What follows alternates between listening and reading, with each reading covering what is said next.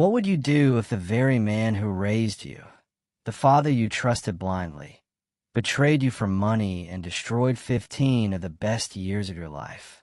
This is my story of love, betrayal, and the ultimate revenge. Before I begin, let me ask you, if your own father asked you to abandon the woman you loved, would you listen to him or fight for your happiness? Share your thoughts in the comments below, and don't forget to subscribe for more unbelievable true stories of love, betrayal, and revenge. It all started the day my father told me he had found the perfect girl for me. We weren't a very open-minded family when it came to relationships, and like many traditional households, my father's word was law. We lived in a quiet American town where people valued appearances and reputation more than actual happiness. I wasn't exactly against arranged marriage, but deep inside, I believed that love should be natural, not forced. Still, when my father introduced me to her, I didn't resist. She came from a completely unknown family, not connected to our relatives, not connected to our social circle. Just a girl my father thought was perfect for me. At that time, I didn't understand why he chose her, but I went along with it because I trusted him. The girl was gentle, polite, and honestly, she had a smile that could melt even the coldest day. When we got engaged, I was nervous but also relieved. Over the next 2 years, we got to know each other more. We would meet for dinners, share calls late at night, and slowly, a bond started forming. She wasn't just someone chosen for me anymore. She became someone I actually cared about. For 2 years, life was stable. We weren't the most passionate lovers in town, but we had respect, trust, and growing affection. My father seemed satisfied, my mother was happy, and the community respected his choice. Everything was calm, too calm. But calmness never lasts long in life, especially when greed sneaks into the heart of a man. It started subtly. My father would join us for dinner, sit longer at the table, and make little comments about the future. At first, I thought he was just being the protective parent, making sure his son was making the right decisions. But one night, he looked me straight in the eye and said words that froze my heart. "I don't think this marriage should happen anymore." I laughed, thinking he was joking, but he repeated it again another time, and then another, until I couldn't ignore him. Finally, I confronted him. "Dad, why? We've been engaged for 2 years. How can you even suggest breaking it off now?" That's when he revealed his real motive. He leaned closer and told me that he had found another girl, someone from a wealthier family, someone who would bring financial security, power, and social advantage. He didn't say it outright, but I could read between the lines. He wasn't thinking about my happiness, he was thinking about his own pride, his own status, and his own comfort. My fiancée, the girl I had built a connection with, suddenly meant nothing in his eyes. To him, she was disposable, replaceable, a small step on his ladder of greed. Hearing this shattered me. For the first time, I realized my father wasn't the noble man I had always thought he was. He was ready to throw away 2 years of commitment, ready to ruin a young woman's life, just because another family had money and prestige. I couldn't believe what I was hearing. I told him straight, "Dad, I can't do that. I can't break her heart after 2 years. I can't destroy her life just because you want more money." I thought maybe, just maybe, he'd understand my point. But instead, his face hardened, his eyes turned cold, and his voice carried a bitterness I'd never heard before. He wasn't asking me anymore. He was demanding. And when I refused, he got angry, almost as if I had betrayed him.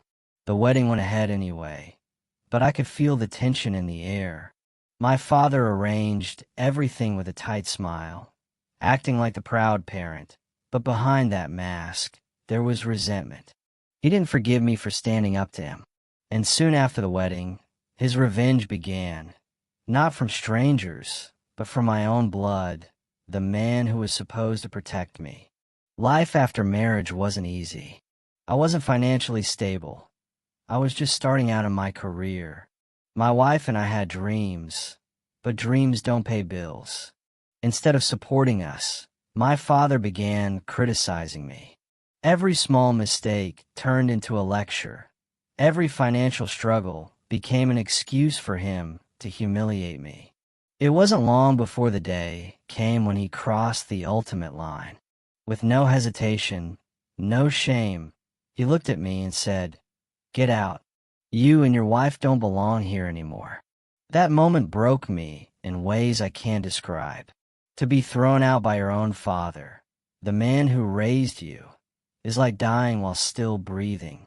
My wife and I packed our small bags, held each other's hands, and walked out with nothing but determination.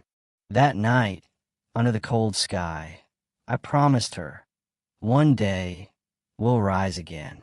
One day, we'll show him what it means to destroy 15 years of our youth. And from that moment, our journey of love, betrayal, and revenge truly began. When we stepped out of my father's house with nothing but 2 small suitcases, it felt like the world had collapsed on our shoulders. We didn't have savings, we didn't have support, and worst of all, we didn't even have a place to stay. My wife held onto my hand tighter than ever, her eyes silently asking me one question: what now?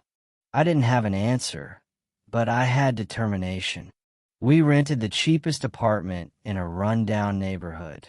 Cracked walls, creaky floors, the kind of place where the sound of police sirens became background music at night. Still, to us, it was home. It wasn't about the size of the house. It was about the size of our resilience. Those first years were brutal. I worked long shifts, sometimes 2 jobs, sometimes 3. During the day, I worked at a construction site, lifting heavy beams until my back screamed for mercy. At night, I stocked shelves in a grocery store. My wife picked up shifts at a diner, pouring coffee for strangers who barely noticed her tired smile. We didn't live, we survived. But every night, before sleeping on our thin mattress, we would look at each other and remind ourselves, this is temporary. One day, this pain will turn into power. The hardest part wasn't the physical struggle. It was the emotional wounds my father had left behind. I kept replaying his words in my head. Get out. You don't belong here. Those words burned me every single day, fueling me with anger and a strange kind of energy. I wanted to prove him wrong, not just for me, but for my wife, for the woman he wanted me to throw away like trash. She had stood by me when she could have easily walked away. She had every right to say, "This isn't what I signed up for." But instead, she rolled up her sleeves and worked right alongside me. That's when I realized, true love isn't about grand gestures or fancy gifts. It's about fighting side by side when the world tries to crush you. Years went by, and slowly, painfully, we began to climb out of the hole. I managed to save enough to take night classes at a community college. I wanted skills, I wanted a career, not just jobs. It was exhausting, working during the day, studying at night, barely sleeping, but every diploma, every certificate I earned felt like a slap in the face of the man who thought I would never rise. My wife, too, didn't give up.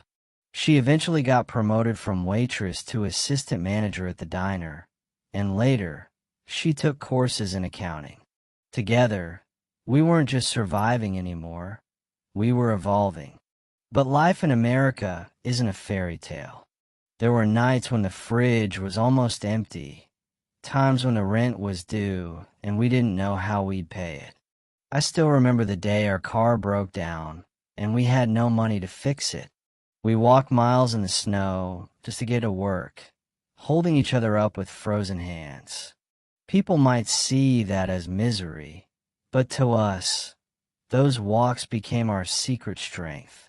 We talked, we dreamed, we planned. We promised each other that the day would come when we would own not just a car, but a life so big that no one could ever throw us out again.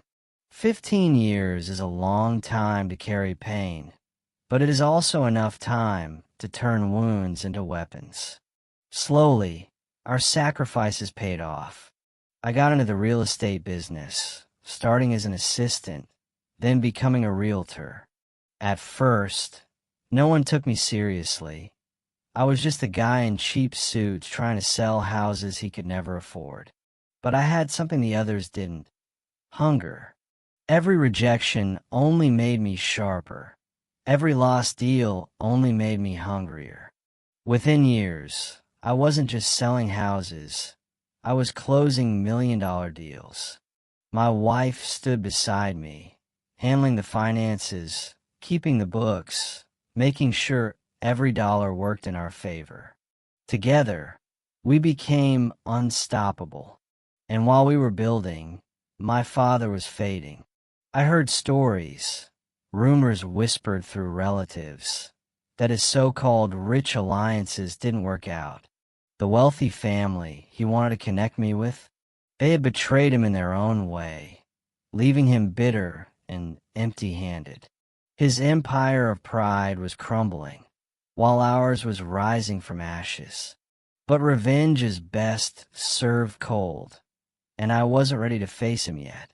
Not until I could look him in the eye and show him what he had destroyed and what he could never take away from me again. Our life became comfortable, even luxurious. We bought a home, not just any home, but a house bigger than the one my father had thrown us out of. Every brick, every wall in that house carried our story of resilience. We didn't just buy furniture. We bought memories, dignity, pride. The emptiness of our early marriage turned into abundance. Vacations, celebrations, anniversaries filled with laughter. It wasn't about the money. It was about the fact that we had built it together, against all odds. But deep down, I never forgot my father's betrayal. Every success, every achievement reminded me of his greed, his selfishness, his cruelty. And slowly, the fire of revenge began to grow. Not the kind of revenge where you fight with fists or insults, but the kind where you show your enemy how powerful you've become without them. I knew the day would come when I would face him again. And when that day came, it wouldn't be as a weak son begging for approval. It would be as a man who had built his own empire, standing shoulder to shoulder with the wife he had once tried to erase from my life. That's when the story shifted, not from survival, but toward the long-awaited revenge that destiny had been preparing me for. The day of reckoning didn't arrive suddenly. It built up like a storm over the horizon, slow and silent until it was too late to run. 15 long years had passed since my father threw me out. 15 years since he looked at me like I was nothing. In those years, my wife and I had fought through every hardship, and now we were standing taller than ever before. We weren't just comfortable, we were thriving. But with success comes whispers, and eventually, those whispers reached him. He heard about us, the son he abandoned, the daughter-in-law he wanted erased, now living a life better than he had ever dreamed of. One evening, while sitting in our living room with my wife, sipping coffee from the kind of mugs we once couldn't afford, the phone rang. I didn't recognize the number at first, but something in me knew. I answered, and the voice on the other end was weaker, older, but still unmistakably his. "Son, it's me." My chest tightened. It had been so long since I'd heard him call me that. For a moment, the little boy inside me wanted to cry, wanted to forget everything and just embrace the sound of my father again. But then the memories came rushing back. The humiliation, the betrayal, the night he threw us out. That fire inside me roared again. He didn't call to apologize. He didn't call to ask for forgiveness. He called because he needed something. His business had collapsed. His health was declining. And the very people he had chosen over me had abandoned him. Karma had finally come knocking, and now he wanted the son he had once discarded to save him. He asked me to come see him. My wife looked at me with eyes that said everything. This is your moment. We drove to his house, or what was left of it. Once a proud home, now it looked aged, decaying, stripped of the pride it once carried. I walked in with my wife beside me, her presence stronger than any shield. My father sat in an old armchair, his face lined with age, his eyes hollow but still sharp with expectation. For a moment, he looked at me as if nothing had happened, as if 15 years hadn't passed. "You're finally here," he said, his voice carrying both relief and arrogance. I stood there silently, letting him talk. He went on about how hard life had been, how people betrayed him, how his health was failing. He painted himself as the victim, carefully leaving out the years of cruelty he had inflicted on us. Finally, he said it. "I need your help. You're successful now. You can take care of me." That was the moment I had waited for. Not because I wanted to see him suffer, but because I wanted him to understand what he had destroyed. I stepped closer, my wife holding my hand firmly, and I said, "Do you remember the day you told us to leave? Do you remember telling me I didn't belong in your house? That day you destroyed not just my trust, but 15 years of our youth. We worked day and night, not because of you, but in spite of you. And today, you're asking me to save you? No, Dad. Karma doesn't work that way." His face dropped. For the first time, I saw fear in his eyes. Not fear of death, not fear of poverty, but fear of being forgotten. He realized he no longer had control over me. The son he once humiliated was no longer a boy seeking approval. He was a man who had built his own kingdom. My wife looked him straight in the eye and added, "You wanted me gone, but I'm still here. And I'll always be here, because love can't be bought or traded." We turned to leave, and as we walked out of his crumbling house, I didn't feel anger anymore. I felt closure. Revenge wasn't about yelling, fighting, or punishing. It was about showing him that his betrayal had no power over me anymore. His greed had cost him everything, his family, his respect, his future. And now, he had to live with that.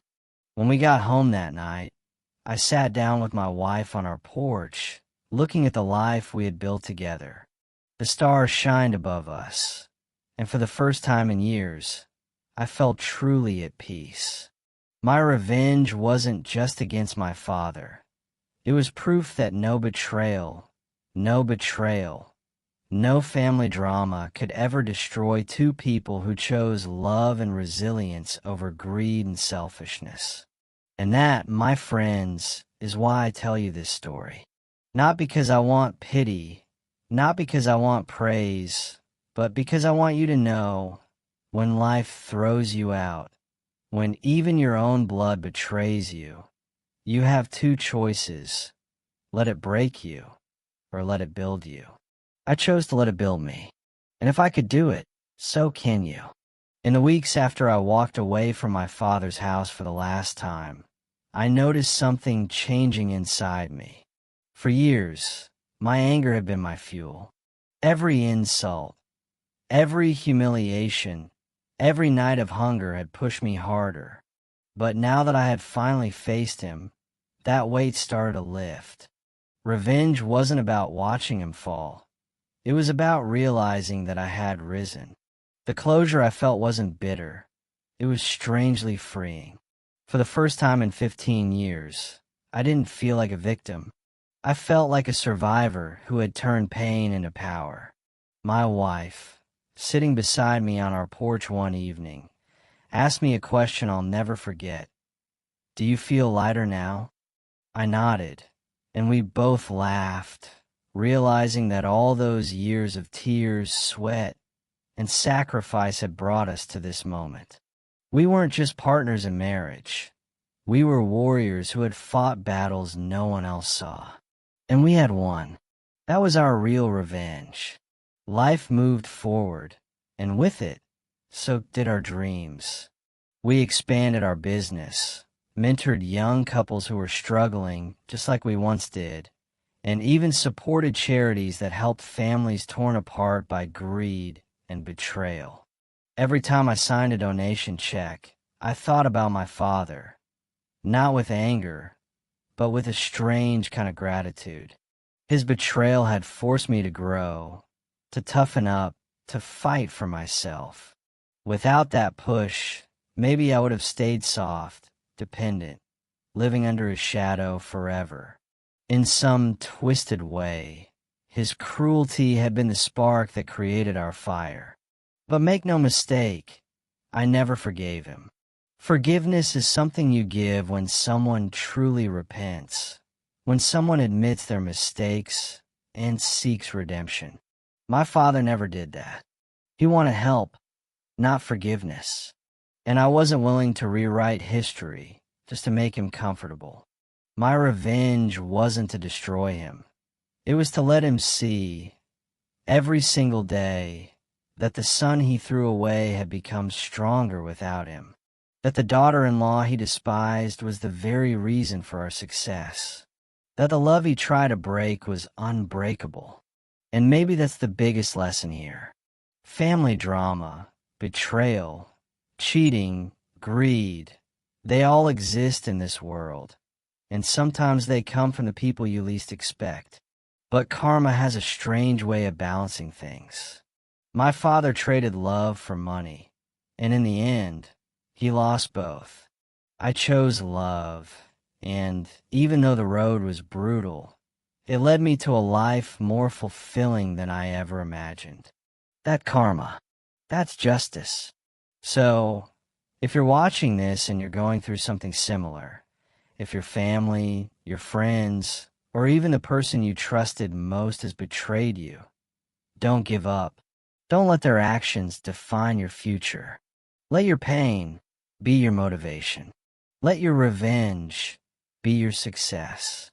Because trust me, when you rise above betrayal, when you build a life so strong that no one can tear it down, that's when you win. Let me ask you one more thing. If you were in my place, would you have walked away from my father forever? Or would you have taken him back in his final years? I really want to hear your thoughts, because maybe your answer will help someone else who is struggling with betrayal today. Drop your opinion in the comments below. And if this story touched you, if you believe in love, revenge, karma, and justice, then hit that subscribe button right now. Here, we bring you the most powerful true stories of betrayal, family drama, and shocking revenge that will keep you hooked till the very end. Don't just watch.